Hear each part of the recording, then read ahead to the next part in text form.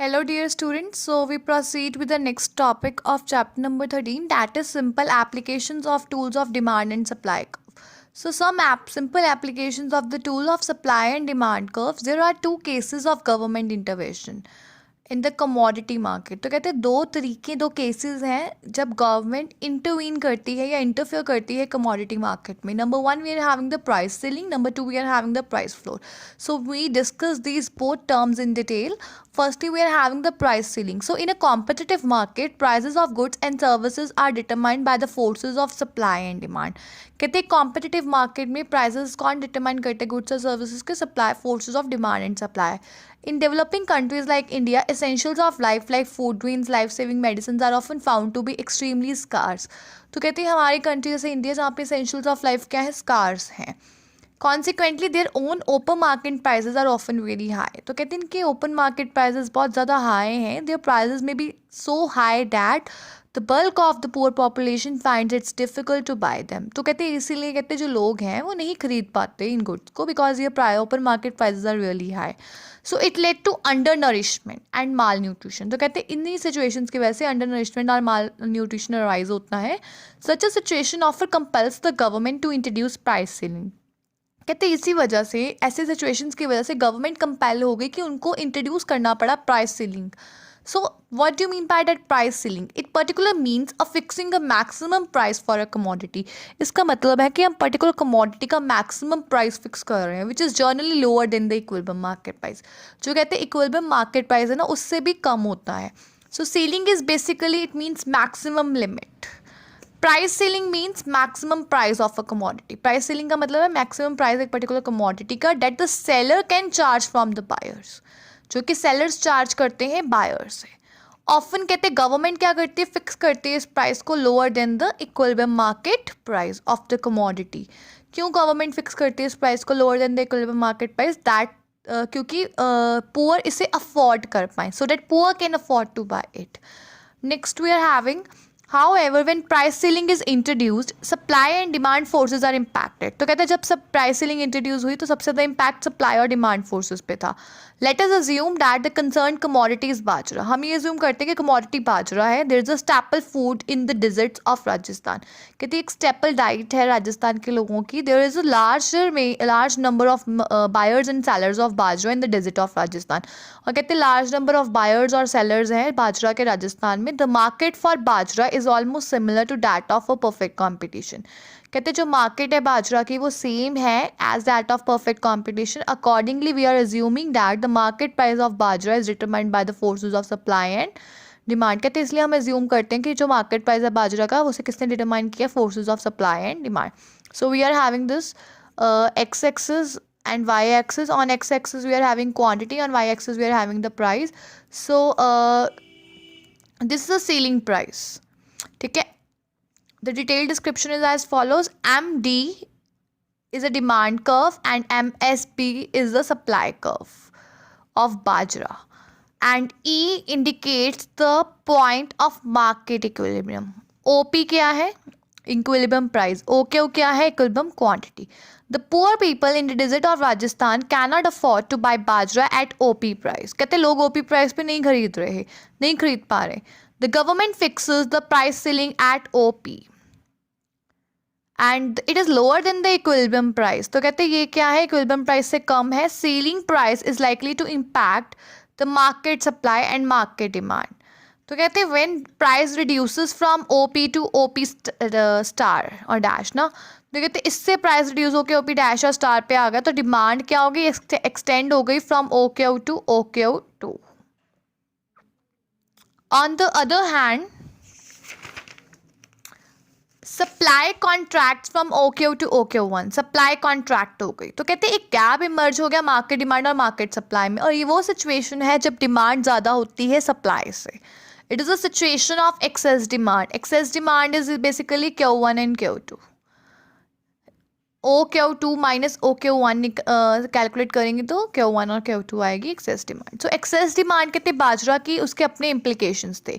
It shows that the people fail to buy bajra to the extent they wish to buy. लोग मतलब कहते लोग नहीं खरीद पा रहे थे बाजरा जितना वो खरीदना चाहते हैं या विश करते हैं खरीदने के लिए। अकॉर्डिंगली कहते हैं एक सिचुएशन है पार्शियल हंगर की अराइज हुई, कंटिन्यू टू एग्जिस्ट।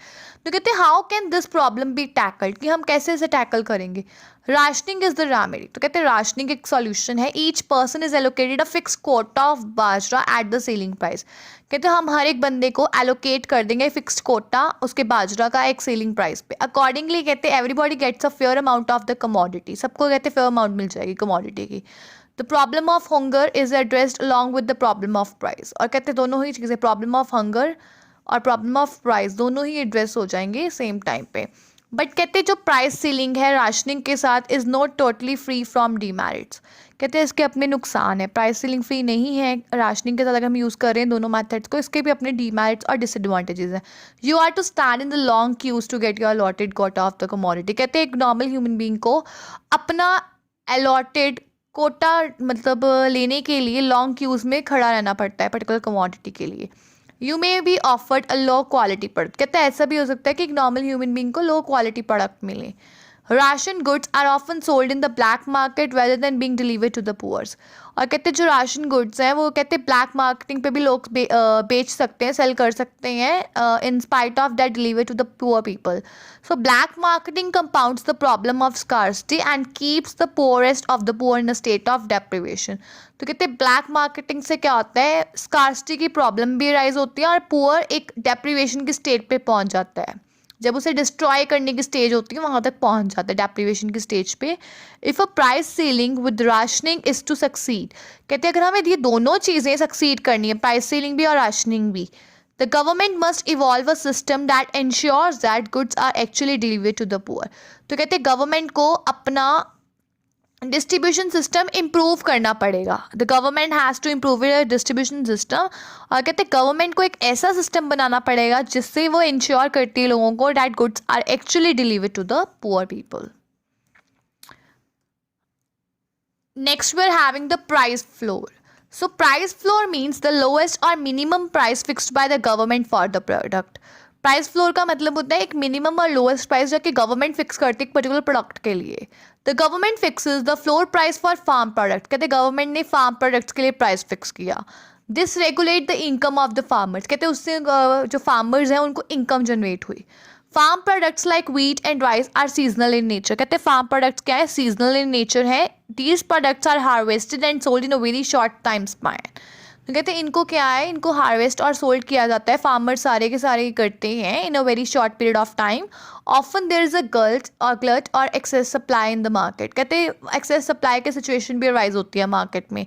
तो कहते हैं इसकी वजह से कई बार प्राइस क्रैश हो जाता है। Even a good harvest brings poverty, कहते हैं ऐसा भी होता है कई बार बहुत अच्छी हार्वेस्ट हुई होती है उससे भी सिचुएशन पॉवर्टी की राइज हो जाती है। Higher output leads to low income, और कहते हैं ज़्यादा आउटपुट और प्रोडक्टिविटी होते हुए भी लो इनकम जनरेट होती है। तो कहते हैं such a situation would compel the farmers to cut his cultivation. तो कहते हैं ऐसे सिचुएशन की वजह से फार्मर्स कंपेल होते हैं अपनी कल्टिवेशन को कट करने के लिए। This would also lead to the nationwide shortage of food grains, कहते हैं इन सब रीजंस की वजह से हमारे जो फूड ग्रेन्स हैं उनकी शॉर्टेज क्रिएट होती है in the nation. To regulate the income of the farmers the government fixes floor price of these crops. तो कहते हैं अगर रेगुलेट मतलब जो इनकम है वो प्रॉपरली जनरेट होती रहे, फार्मर्स को भी मिलती रेगुलेट होती रही, तो गवर्नमेंट ने इसके लिए फ्लोर प्राइस फिक्स किया है। A minimum price which is fix which the traders may pay to the farmers in the wholesale market. तो कहते हैं ये प्राइस फ्लोर एक मिनिमम प्राइस है जो गवर्नमेंट ने फिक्स किया, ट्रेडर्स को पे करना पड़ता है फार्मर्स को होलसेल मार्केट में।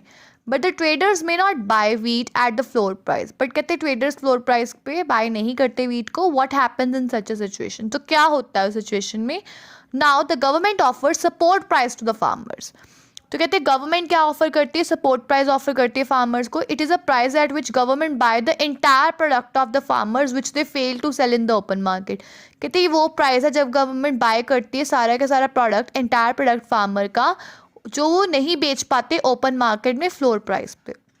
In fact floor price invariably implies support price as well.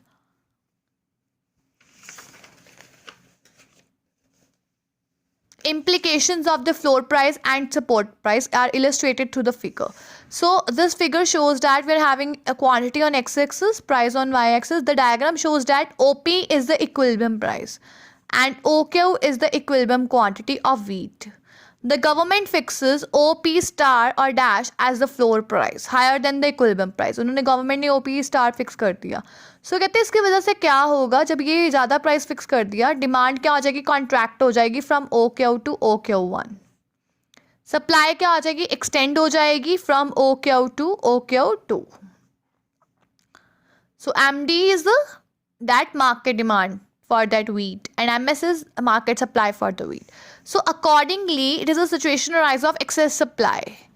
AB दिख रहा है, AB is equals to Q1 and Q2, ये होगी excess supply.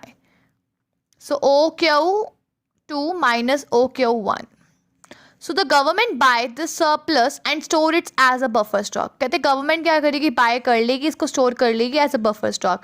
And this stock is use for public distribution. ये यूज करेंगे government stock public distribution के लिए.